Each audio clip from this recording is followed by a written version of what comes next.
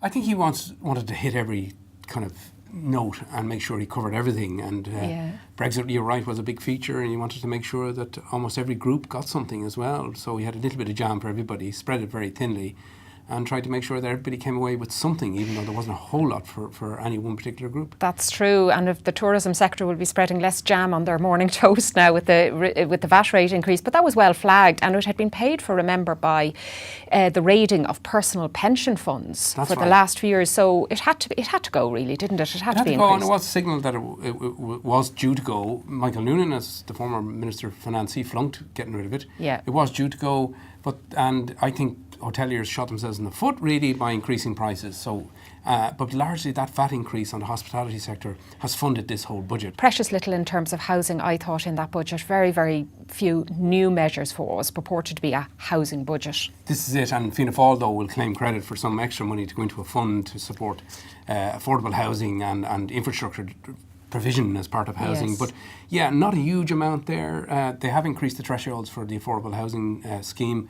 But all of that's going to move very slowly, and it might just promising thousands of houses, but we're not seeing delivery. They've announced that now so many times at this stage. people lose faith in it. It is, and we've figures out today showing house prices, inflation has come back a bit, and that's mainly due to the fact that people are hitting these limits that they can borrow. Central bank limits. The social welfare budget, there's a big increase there. Something like 1.47 million people are going to get an extra payment. Now, the pensioners will complain again this year that they won't see that €5 increase per week until next March. But it is a lot of money, and pensioners tend to be looked after. They tend to vote in numbers, so they tend to be looked after. You're right. Whether it's the drug payment scheme, the lower price per prescription if you're on a medical card, or else more GP visitor card, there is a lot of money going towards a group of people who have a heavy dependence on health. But I thought an interesting one was families as well. I thought families were essentially, especially where one of the homemakers is in the home, they've done quite well, haven't That's they? right. That home care tax credit, up to €1,500 now, that's a really great boon for stay-at-homes. And that's an extra €300 a year they can earn before they pay tax. That's right. Essentially, it's an extra €300 in their pocket. Yeah, no, it's great. And that will apply to mainly, couples who have children at home.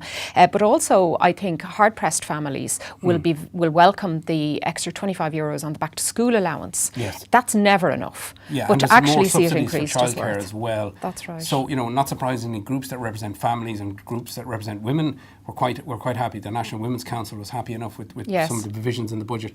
We've only had a report out this week showing that we're in real trouble when it comes to climate change in this country. That's right. And it was flagged by the Taoiseach in the summer that something was going to happen on carbon tax, but they wigged out, didn't they, in the end? Jumped away from that one. The fearing is that one would really be a backlash for them. Now, of course, you and I have both been writing about the increases to electricity and gas prices, the reduction in the PSO levy, which precipitated that hike, perhaps, along with fuel charges generally. So maybe they felt adding a carbon tax onto that was a step too far this time. Exactly, and particularly as it would have affected diesel cars, and that's very much a rural thing.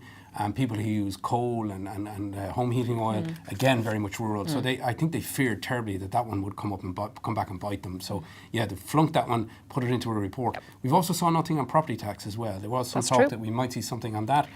They're talking about announcing that maybe further in the year. So that's going to be a biggie because all those valuations now have to be done for 2019. There's going to be a big hike, especially anywhere within the M50 in terms of property tax. So there may be new measures to come on that.